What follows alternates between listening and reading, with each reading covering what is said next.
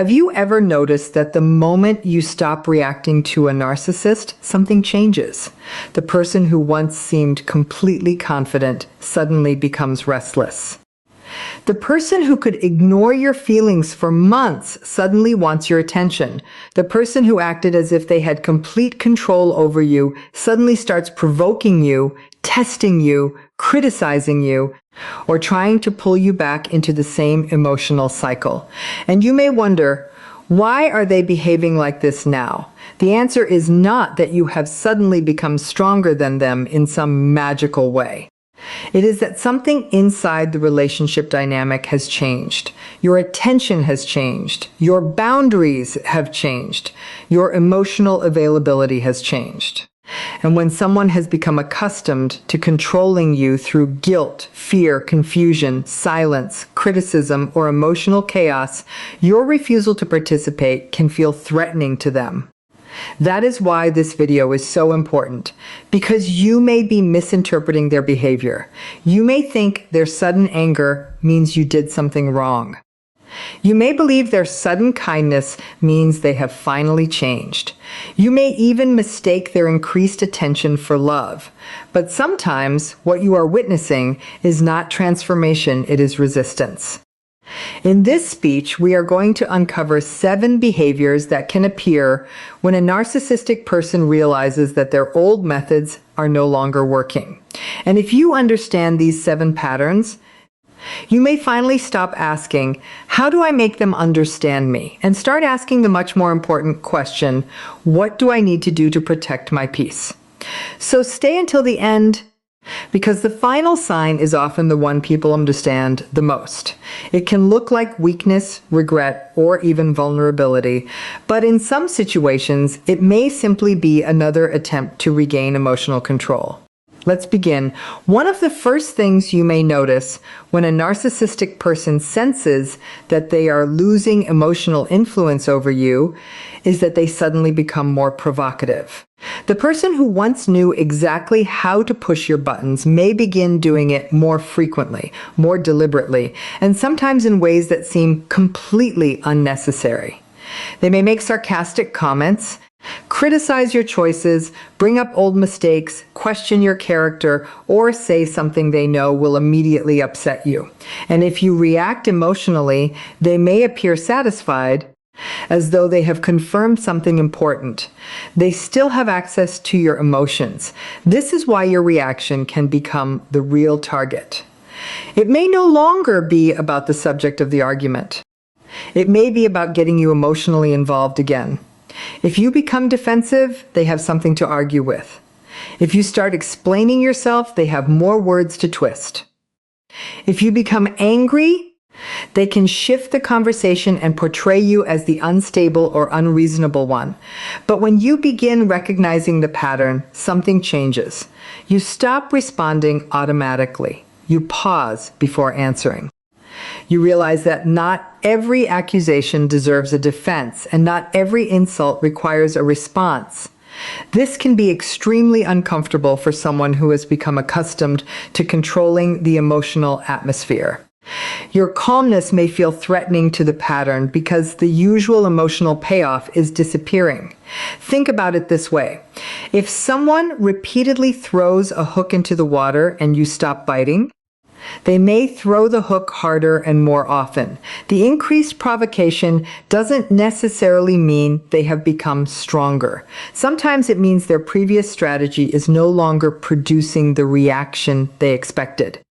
This is why learning emotional regulation and maintaining boundaries can be so powerful. You don't have to prove that you are right every time. You don't have to defend yourself against every accusation. You can simply recognize the behavior for what it is and choose not to participate in the cycle. One of the most confusing things that can happen in a relationship with a narcissistic person is when they suddenly become extremely nice. After weeks, months, or even years of criticism, emotional distance, manipulation, or disrespect, they may suddenly become warm, affectionate, generous, and attentive. They may start saying exactly what you have been waiting to hear. They may apologize, promise to change, remind you of the good times, and tell you how important you are to them. And because you have been longing for this version of them, it can be incredibly difficult to recognize what is actually happening. You may think, maybe they finally understand. Maybe this time will be different. And sometimes genuine change is possible. But real change is not measured by a few emotional conversations or a sudden burst of affection. It is measured by consistent behavior over time. When someone becomes extremely nice, precisely when they sense you are pulling away, it is worth paying attention to the timing. Are they taking responsibility without blaming you? Are they respecting your boundaries even when they don't get what they want? Are they changing their behavior when nobody is watching? Or are they simply becoming charming because they are afraid of losing access to you? This distinction matters. Sometimes kindness can become part of a cycle. Hurt, conflict, apology, affection, calm, and then the same harmful behavior begins again. The kindness feels powerful because it arrives after pain. It creates hope and makes you question whether the previous problems were really that serious. But you should never judge a relationship only by its best moments. Look at the entire pattern. If someone truly wants to change, they won't demand immediate trust. They will understand that trust must be rebuilt through consistent actions. They will respect your need for time. They will not punish you for having boundaries. So when someone suddenly becomes extremely nice, don't rush to reject them, but don't rush to believe them either. Slow down, observe. Let their actions speak louder than their words, because genuine change does not need to be announced repeatedly. It becomes visible through consistency, accountability, and respect. When you finally begin setting boundaries with a narcissistic person, you may notice something very revealing. They start testing those boundaries. This can happen in subtle ways at first. You may say, "I don't want to discuss this right now," and they continue pushing the conversation. You may ask them not to speak to you disrespectfully, and suddenly their tone becomes even harsher. You may decide to take some space, and they begin calling repeatedly, sending endless messages, or creating unnecessary drama to pull you back into the interaction. The important thing to understand is that the boundary itself may not be the real problem. The problem is that your boundary represents a change in access. You are no longer allowing someone else to decide when they can enter your emotional space, how they can speak to you, or how much of your energy they are entitled to receive. A person who is used to having control may try to discover whether your boundary is actually firm. They may test you once, then again, and again. If you eventually give in because you feel guilty or exhausted, they learn that persistence works. They learn that if they push long enough, you will eventually abandon your own boundary just to restore peace. This is why consistency matters. You do not need to explain your boundary 20 different ways. You do not need to convince someone that your feelings are valid before you are allowed to protect yourself. A boundary is not an invitation for endless negotiation. It is a decision about what you will and will not accept and what you will do when that line is crossed. For example, instead of repeatedly saying, "Please don't insult me," you may simply end the conversation when the insults begin. Instead of arguing about why you need space, you take that space, and this is often where the real shift happens. The moment your boundaries become consistent actions rather than repeated requests, the old dynamic begins to lose its power. You are no longer trying to control their behavior. You are taking responsibility for your own. One of the most damaging things that can happen in a toxic relationship is when you slowly begin to doubt yourself. You may remember a conversation clearly, but the other person insists it never happened. You may express that something hurt you, and suddenly the focus shifts to your reaction instead of their behavior. You may try to explain why you are upset, only to hear that you are too sensitive, too emotional, or simply imagining things. Over time, this constant confusion can make you question your own memory, your judgment, and even your perception of reality. This is where emotional manipulation can become so powerful. When someone repeatedly challenges your version of events, you may eventually stop trusting your own instincts. Instead of asking yourself, "What do I think happened?" you begin asking, "What will they say happened?" You start looking to them for permission to believe your own experiences. And when you finally begin to regain your confidence, they may try to pull you back into that uncertainty. They may suddenly rewrite the past, deny things they previously admitted, or accuse you of being the one who has changed. They may say, "You used to be so loving," or "You are the one creating all these problems now." The purpose may not always be to prove that they are right. Sometimes the result is simply that you become confused enough to question yourself again. This is why clarity is so important.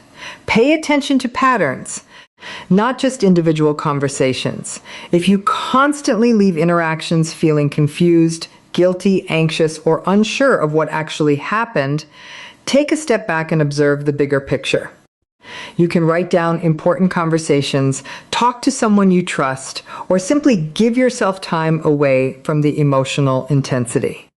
You don't have to accept another person's version of reality just because they say it with confidence. Your feelings may not always tell you every fact, but they are still important information. And when you repeatedly feel that you have to abandon your own memory, instincts, and sense of self just to keep a relationship peaceful, it may be time to seriously examine what that relationship is doing to your emotional well-being. One of the most concerning patterns in a toxic relationship is when a person gradually tries to isolate you from the people who support you. It may not happen all at once. In fact, it often begins in ways that seem almost harmless. They may criticize your closest friend, question your family's intentions, or suggest that the people around you don't really understand you. They may say things like, "Your friends are jealous of you," or "Your family is trying to turn you against me." Little by little, they can create doubt about the very people who help you maintain perspective. Sometimes the isolation happens through conflict. Every time you make plans with someone else, an argument suddenly appears.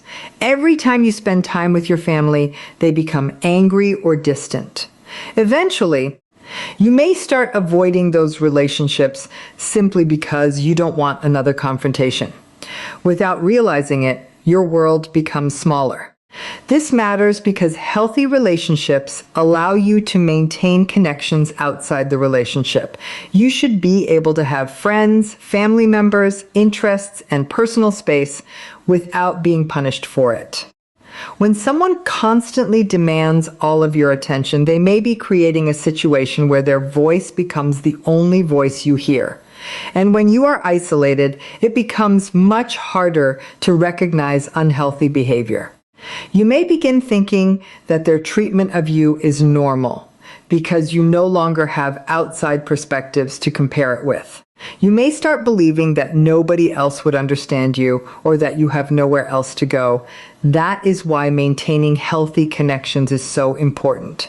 A trusted friend, family member, mentor, or therapist can sometimes help you see what you cannot clearly see while you are emotionally involved. You don't need people around you who simply agree with everything you do. You need people who care about your well-being and encourage you to think clearly. If someone truly loves you, they don't need to destroy your support system to keep you close. Healthy love does not require isolation. It allows you to remain connected to yourself and to the people who genuinely care about you. And when you protect those connections, you protect an important part of your independence. One of the most powerful changes you can make in a difficult relationship is learning to stop over-explaining yourself. When you have spent a long time trying to be understood by someone who constantly questions your intentions, criticizes your choices, or refuses to accept your feelings, you may become trapped in a pattern of endless explanation. You explain why you are hurt. You explain why something they said was unacceptable. You explain your intentions, your decisions, your boundaries, and your emotions. You keep adding more details, hoping that eventually they will understand and finally see your perspective. But sometimes, the more you explain, the more opportunities you give someone to argue with you. They may take one sentence out of context, challenge another, or turn your explanation into another accusation.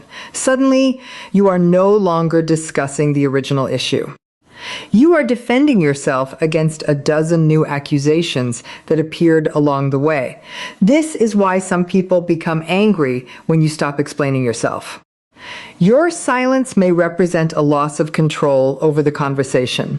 When you stop trying to convince them, they can no longer keep you trapped in an endless cycle of defending yourself. You might simply say, "I have made my decision," or "I don't agree with you," or "I'm not continuing this conversation." And then you stop. This can feel incredibly uncomfortable, especially if you are used to believing that peace depends on making the other person understand you. But you eventually learn that understanding is not something you can force. You can explain yourself perfectly, and someone may still choose to misunderstand you. You don't have to provide a courtroom defense every time someone questions your choices. You don't need to prove that your feelings are valid before you are allowed to have them. You don't need to convince another person that you deserve respect. Sometimes, the healthiest thing you can do is communicate clearly once and then step away from the argument. When you stop over-explaining, you begin conserving your emotional energy. You stop chasing validation and start trusting your own judgment. And slowly you realize that your peace does not depend on winning every conversation. It depends on knowing when the conversation is no longer worth your energy. One of the most painful experiences in a toxic relationship is watching the person who hurt you suddenly act as though you are the problem. After everything you have experienced, they may begin telling you that you are the one who has changed, the one who has become cold, distant, selfish, or difficult. They may completely ignore the behavior that pushed you to create boundaries in the first place and focus only on your reaction to it. This can be incredibly confusing because you may start questioning yourself. You may think, "Am I really being unfair? Did I become too sensitive? Maybe I should have handled things differently." And this is where guilt can become a powerful trap. When someone repeatedly hurts you and you finally begin protecting yourself, they may interpret your boundaries as an attack. The moment you stop tolerating disrespect, they may accuse you of being disrespectful. When you stop giving unlimited attention, they may claim that you no longer care. When you stop accepting blame for everything, they may accuse you of being selfish. Suddenly, the entire story has been reversed. Instead of discussing what happened, you are now defending your character. This is why it is so important to step back and look at the complete pattern. Ask yourself what happened before you changed. Did you become distant without reason, or did you become distant after repeatedly feeling hurt and ignored? Did you suddenly become difficult, or did you finally start saying no? Did you become cold, or did you simply stop giving warmth to someone who repeatedly treated you with disrespect? There is a difference between becoming cruel and becoming unavailable for mistreatment. You are allowed to change your behavior when you realize that something is harming you. You are allowed to protect your emotional space. You are allowed to leave conversations that become disrespectful. And most importantly, you do not have to accept someone else's version of you simply because they repeat it loudly. Sometimes the person who benefited from your silence will call your voice a problem. The person who benefited from your lack of boundaries may call your boundaries selfish, but that does not automatically make their accusations true. Your responsibility is not to prove that you are a perfect person. Your responsibility is to honestly examine your actions, learn from your mistakes, and make choices that protect your dignity and emotional well-being. If you recognize these behaviors, Don't immediately assume that every difficult person is a narcissist. Lobs are less important than patterns. What matters is how you are being treated. What matters is whether your boundaries are respected. What matters is whether you feel emotionally safe. And what matters most is whether you are becoming more or less of yourself inside the relationship. The greatest victory over a destructive dynamic is not making the other person suffer. It is becoming unavailable for the cycle that once controlled you. When you stop reacting, stop chasing, stop over-explaining, and stop begging to be understood, you begin taking your emotional life back. And perhaps that is the deepest meaning behind the title of this speech. The demonic spirit is not a literal entity. It is the destructive cycle, the manipulation, the confusion, the fear, the constant emotional chaos. And when that cycle realizes it can no longer control you, it may become louder before it becomes weaker. So don't measure your progress by how angry the other person becomes. Measure your progress by how peaceful you become, because the moment you no longer need someone else to validate your reality, your worth, or your right to have boundaries, that may be the moment you finally realize that you were never powerless. You were simply learning how to reclaim your power. And once you do, you may discover something even more important. You don't have to fight the darkness. Sometimes you simply have to stop feeding it.